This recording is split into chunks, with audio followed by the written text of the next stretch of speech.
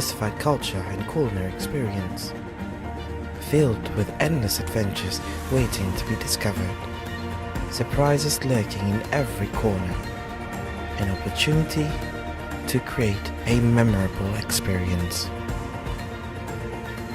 There's never an ending to the list of things you can do here, constantly discovering new things as you go. For life is too short to miss out on the simple things.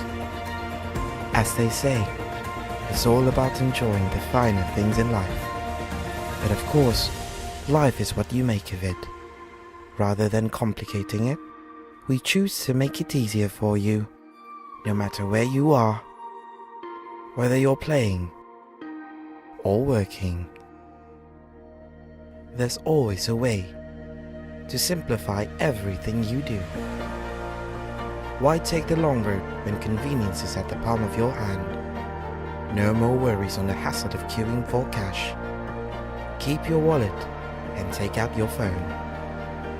Moving towards a future of a cashless lifestyle, where all you need is available in one app, easing life as you go on. Share it with your friends. Anyone can use it. Because with Sarawak Pay, your payment is just one click away. Scan the code and you're good to go.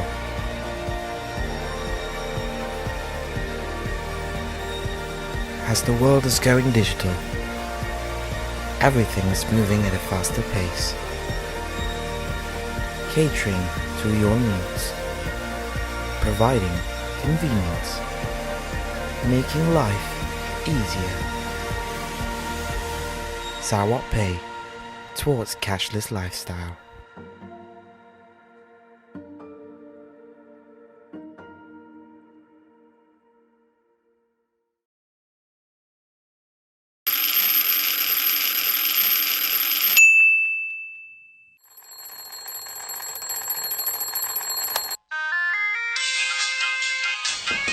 Nama kami Mujab. Kami tu peminat nomor 1 Ricky Anderson dalam planet tu. Sehari tu kami mau nangganya belagu dekat Panpe. Kami akan bagi depo nganya. Gantinya suka. Kasih mula album sama-sama. Ricky Anderson, I'm coming.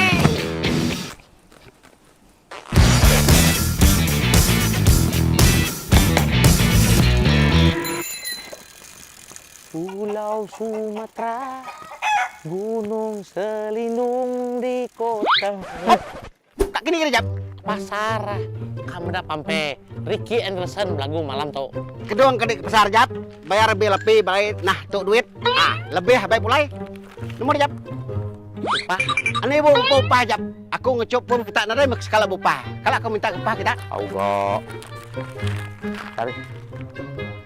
Maya biar ke rumah peting. Ada ngawak. Udah Maya berbatu peting. Pergi pampe. Temu Ricky. Mereka dulu jadi penyanyi. Pergi sini kau Jap. Hai, Bil lagi. Coba bayar bil, Bebe. Tidak apa. Mesti jumpa Ricky. Mesti aku tarik. Apa lagi? Tapi kau Jap. Aku anu pasar. Tinggal rame. Ricky Anderson beragu. Betul rumah peting. Bil manjang. Bil yo. Bil akau. Bil siapa? Bil Ricky Anderson. Ricky Anderson aku gak benar Ricky Anderson. Aku kan abang bil aku gak bayar bil aku gak benar Ricky Anderson lagi.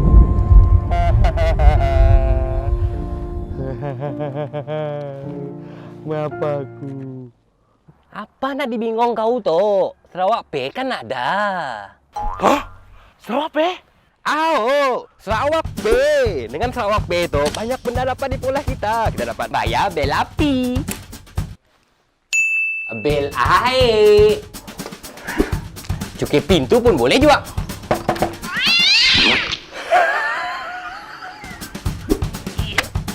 Okey, tanah.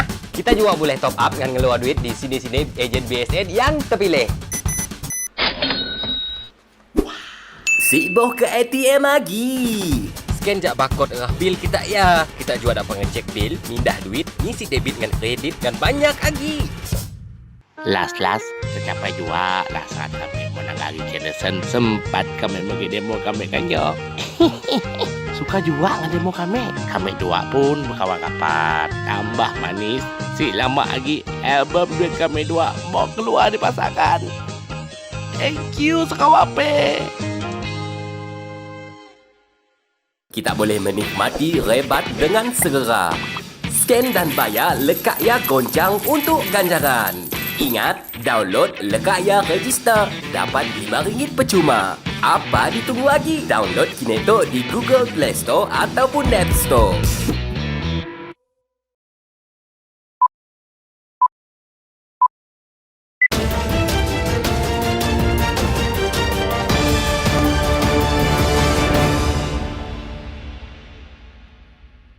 Assalamualaikum dan salam Sarawakku sayang. Bulletin UKAS edisi tengah hari 20 Februari 2021 bersama saya Vivi Emirza Ika. Tumpuan berita, Kementerian Pendidikan Malaysia KPM telah mengumumkan pembukaan sekolah di negara ini bermula 1 Mac 2021 yang melibatkan murid prasekolah tahun 1 dan 2. Menteri Kanan Pendidikan Datuk Dr. Razzie Jidin dalam sidang media pada Jumaat memberitahu pembukaan semula sekolah tersebut adalah bagi memberi ruang kepada guru membiasakan anak-anak dengan prosedur operasi standard SOP baharu. KPM telah membuat keputusan supaya murid prasekolah, murid tahun 1 dan murid tahun 2 akan ke sekolah terlebih dahulu. Ini akan memberi ruang kepada guru-guru untuk membiasakan anak-anak ini dengan SOP baru di sekolah dan juga untuk guru-guru bersama-sama dengan ibu bapa mencari kaedah terbaik berkaitan dengan penyuraian anak-anak pada akhir persekolahan. Manakala bagi tahun 3, 4, 5 dan 6 pula akan bermula pada 8 Mac ini. Dalam pada itu, Datuk Dr. Razzie turut memberitahu pembukaan sekolah bagi pelajar sekolah menengah kerajaan dan swasta di Sarawak akan bermula pada 5 April ini. Dan tarikh untuk murid sekolah menengah adalah pada 4 April 2021 bagi kumpulan A, iaitu negeri Johor, Kelantan, Terengganu dan Kedah. Manakala untuk kumpulan B ia akan bermula pada 5 April 2021. Tambah beliau lagi, pelajar College Vocational untuk Sijil Vocational Malaysia tahun 1 semester 2 dan Diploma Vocational Malaysia tahun 1 semester 2 akan memulakan pengajian pada 1 Mac ini. Katanya sekolah antarabangsa dan IPS kategori pusat termasuk pusat tuition boleh dibuka bermula 8 Mac 2021. Berita seterusnya, Kerajaan Sarawak sentiasa menyokong pertubuhan bukan kerajaan NGO di negeri ini menjalankan aktiviti-aktiviti untuk rakyat, khususnya golongan kelainan upaya OKU. Menteri Kebajikan Kesejahteraan Komuniti Wanita Keluarga dan Pembangunan Kanak-kanak KWKPK Sarawak, Datuk Seri Fatimah Abdullah berkata, sokongan itu diterjemahkan dalam bentuk pemberian geran. Kita melihat bahawa kemudahan yang dari segi sistem sokongan dan juga pemulihan, kerja-kerja pemulihan untuk anak-anak kita ini children of our OKU children ini. We see very good work done by NGO such as Wishes Land. Kita dapat lihat bahawa ada beberapa, kita sudah kenal pasti beberapa buah NGO yang dah menjalankan kerja-kerja pemulihan dengan baik sekali, dengan baik sekali, dan dengan segitu kerajaan tentu sekali menyokong dalam khususnya memberi grant untuk membantu dalam aktiviti yang dijalankan.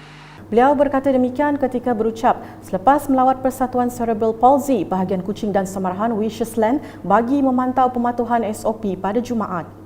Datuk Seri Fatimah turut mengumumkan pemberian dana berjumlah RM20,000 kepada Wishes Land bagi kerja pemulihan dan rawatan serta program yang dijalankan untuk kanak-kanak Cerebral Palsy di situ. Ujarnya ia merupakan hasil kerja keras dan kecemerlangan yang ditunjuk oleh Wishes Land dalam mengendalikan rawatan dan pemulihan kanak-kanak cerebral palsy. Selanjutnya di Tebedu, Kerajaan Sarawak terus membela kebajikan golongan kurang berkemampuan untuk mendiami kediaman yang selesa dan selamat menerusi inisiatif Projek Kecil Luar Bandar MRP, Projek Penambahbaikan Rumah Miskin Sarawak PPRMS. Menteri Pendidikan, Sains dan Penyelidikan Teknologi Sarawak, Datuk Amar Michael Manning Jawong berkata, terbaharu seramai 52 keluarga yang kurang berkemampuan dari kawasan Tebedu akan dibantu menerusi PPRMS melibatkan peruntukan sebanyak RM500,000. Jelasnya, setiap kediaman penduduk tanpa mengira fahaman politik akan dibaik pulih dengan dana sebanyak RM15,000 daripada kerajaan negeri. Dalam majlis penyerahan MRP PPRMS Dun Tebedu di Serian pada Jumaat, Ahli Dewan Undangan Negeri Adun Tebedu itu menambah, semua ketua kaum diminta menghantar permohonan sekiranya masih terdapat kediaman, rumah panjang, gereja, dewan termasuk balai raya yang masih daif dan perlu dibaiki. Dalam majlis berasingan, Datuk Amar Michael Manning telah menyempurnakan penyerahan cek peruntukan sebanyak RM70,000 dari unit hal ehwal agama-agama lain UNIFOR kepada gereja St. John Tai. Peruntukan tersebut bagi membiayai kos pendawaian dan pemasangan pendingin hawa di dalam gereja berkenaan. Dalam ucapan ringkasnya, beliau menyeru agar penduduk mematuhi SOP yang ditetapkan kerajaan dalam mengekang penularan wabak COVID-19. Berita berikutnya mengenai misi penghantaran bekalan makanan dan keperluan asas oleh Tentera Udara Diraja Malaysia TUDM, kedua penempatan Rumah Panjang Ugup Umpin dan Rumah Panjang Sabak Mergi di daerah Bintulu yang dikenakan Perintah Sekatan Pergerakan. Misi dilaksanakan pada Jumaat tersebut merupakan usaha sama TUDM dengan Jabatan Kebajikan Masyarakat JKM Sarawak yang diwakilkan oleh Ahli Parlimen Bintulu, Datuk Seri Tiong King Sing bersama Kementerian Pertahanan dengan menggunakan sebuah helikopter TUDM dari Pangkalan Udara Labuan. Penghantaran menggunakan helikopter EC-725AP dari nombor 5 Skuadron bermula pada jam 10 pagi dan selesai sepenuhnya pada jam 1 petang. Masih dengan laporan agihan bantuan makanan. Kali ini sebanyak 100 set bakul makanan diagihkan kepada penduduk Rumah Panjang Let Selindung, Ili Engkelili oleh Jabatan Kebajikan Masyarakat Bahagian Seri Aman pada Jumaat. Ia susulan rumah panjang tersebut telah dikenakan Perintah Kawalan Pergerakan diperketatkan PKPD bermula 18 Februari hingga 4 Mac 2021 ekoran penularan wabak COVID-19 di penempatan itu. Sepanjang tempoh PKPD itu, segala pergerakan penduduk dipantau dan diawasi bagi mengekang penularan wabak berkenaan. Beralih ke laporan banjir, hujan lebat yang berterusan sejak beberapa hari lepas telah mengakibatkan seramai 858 mangsa banjir ditempatkan di 12 pusat pemindahan sementara PPS melibatkan bahagian Kuching dan Samarahan. Menurut Jawatankuasa Pengurusan Bencana Negeri JPBN Sarawak dalam kenyataan media pada Sabtu, setakat jam 8 pagi, bahagian Kuching merekodkan seramai 538 mangsa daripada 163 keluarga yang telah ditempatkan di 5 PPS di daerah Kuching dan Lundu. Jelas kenyataan itu, daerah Kuching telah membuka 3 PPS iaitu PPS Dewan Sinar Budi Baru yang menempatkan 144 mangsa, PPS SJKC Chonghua Sungai Tengah 223 dan PPS Dewan Masyarakat Setapuk 88. Daerah Lundu pula, 2 PPS yang dibuka adalah PPS Balai Raya Kampung Paun Sematan dengan menempatkan seramai 19 mangsa dan PPS SK Paun Temaga Sematan seramai 64 mangsa. Manakala bagi bahagian Samarahan, seramai 320 mangsa daripada 95 keluarga ditempatkan di 7 PPS iaitu PPS Balai Raya Kampung Sungai Empit dengan seramai 35 mangsa, PPS Dewan Sorah Kota Samarahan 48, PPS Dewan Masyarakat Kampung Pangkalan Kuap 160, PPS Surau Kampung Bukit Berangan 6, PPS Kampung Merdang Lumut 11, PPS Dewan Serbaguna Kampung Entingan 47 dan PPS Balai Raya Kampung Nangka 13. Sekian edisi Tengah Hari bersama saya Vivi Emir Zaika dan kru penerbitan. Berita lebih lanjut boleh didapati di semua platform media sosial UKAS termasuk portal ukas.sarawak.gov.my dan pastikan anda subscribe UKAS Channel di YouTube. Salam UKAS.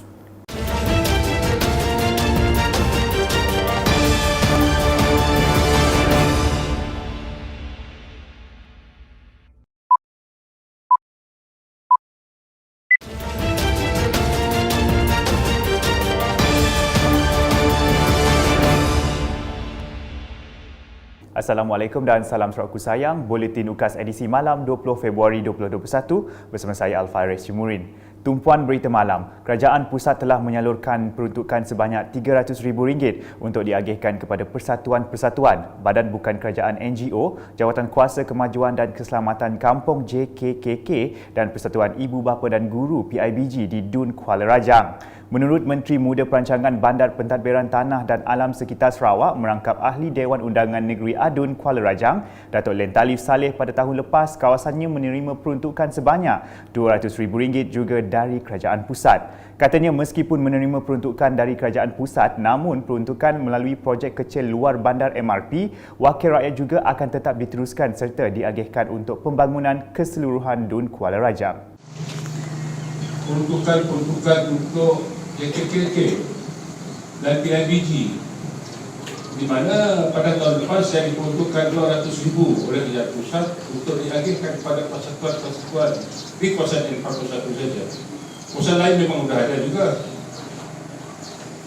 Dan pada tahun ini juga saya telah diperuntukkan RM300,000 untuk persatuan-persatuan PIBG ada persatuan NGO yang lain.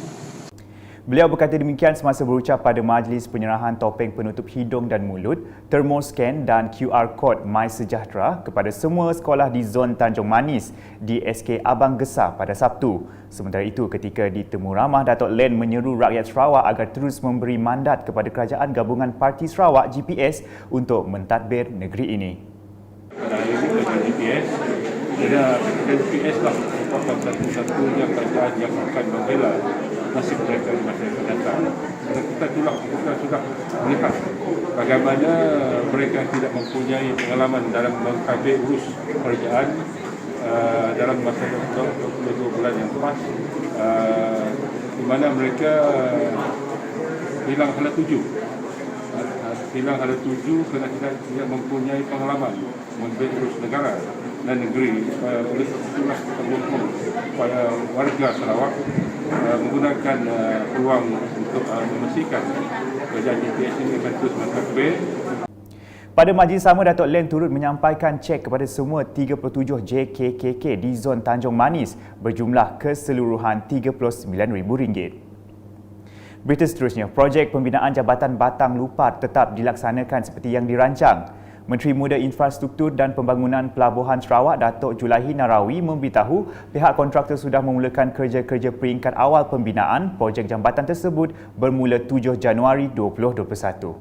Kita nampak kalau kita bandingkan dengan lawatan pertama, mungkin ada di antara tuan-tuan yang hadir bersama tempoh hari, kita sudah nampak bahawa tapak di mana bermulanya jambatan Batang Lupar itu telah ditimbus ataupun earthfill dan menjadi lebih bersedia untuk dibangunkan sebagai permulaan untuk tapak jambatan Batang Lupar.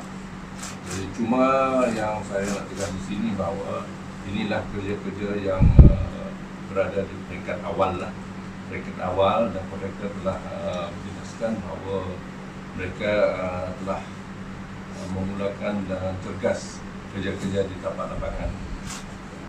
Bercakap kepada media selepas melakukan tinjauan ke tapak projek itu pada Sabtu, Adun Sembuyau itu memberitahu tarikh baru bagi Majlis Pecah Tanah akan diumumkan kelak bergantung kepada perkembangan semasa wabak COVID-19 yang masih membimbangkan. Katanya projek yang ditanggung sepenuhnya oleh Kerajaan Sarawak itu akan menghubungkan Sembuyau dengan Triso serta menggantikan perkhidmatan feri sepenuhnya di sungai tersebut yang dijangka siap pada Januari 2025 iaitu dalam tempoh 48 bulan. Projek melibatkan pembinaan jambatan 2 lorong sehala mengikut piawai jalan JKR R5 dengan panjang keseluruhan 4,844 meter.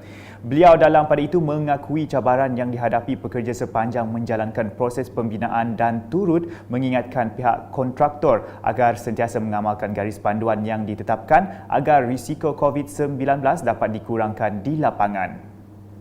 Selanjutnya, di Balingian dengan nasib golongan memerlukan di kawasan itu terus mendapat perhatian wakil rakyatnya, Abdul Yaqub Arbi. Pada Jumaat, beliau menyantuni beberapa warga emas, golongan kelainan upaya OKU dan ibu tunggal di Kampung Sau, Mungkah sambil menghulurkan sumbangan untuk mengurangkan beban mereka. Tidak ketinggalan Sarawak, Badan Amal Tenaga Isteri-Isteri Sabati yang turut menyampaikan sumbangan berupa kerusi roda kepada penerima Muhammad Azlan Nufel Haslim. Beralih ke laporan berikutnya, 4 buah tempat telah dikenal pasti sebagai lokasi pelaksanaan program vaksinasi COVID-19 di Bintulu. Pengurusi Jawatan Kuasa Pengurusan Bencana bahagian Bintulu, Jack Aman Luat berkata, 4 lokasi tersebut masing-masing di Universiti Putra Malaysia Kampus Bintulu, Auditorium Lembaga Kemajuan Bintulu BDA, Balai Raya Sebauh dan Dewan Sukan Tatau. Ditemui selepas mengadakan lawatan tapak ke Dewan Seri Kenyalang, UPMKB dan Auditorium BDA, Wisma Bintulu baru-baru ini, beliau berkata vaksin Pfizer dijangka tiba pada 7 Mac ini.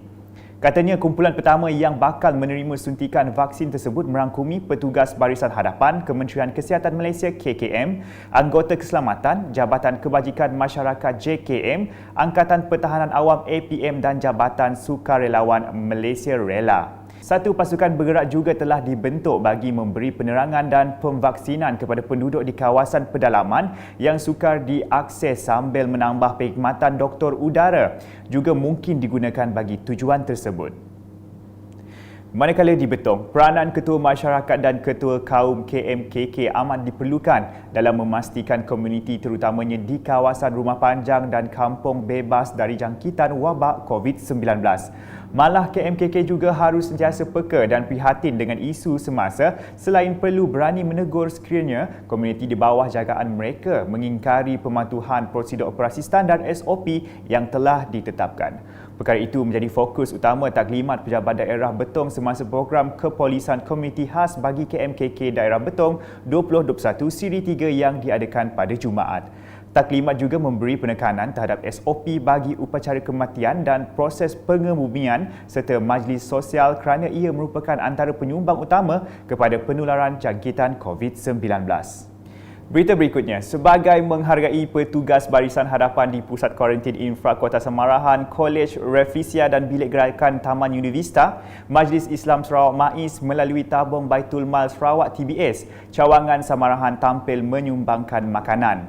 Sumbangan berupa pek makanan dan juga air mineral itu telah diserahkan pada Jumaat.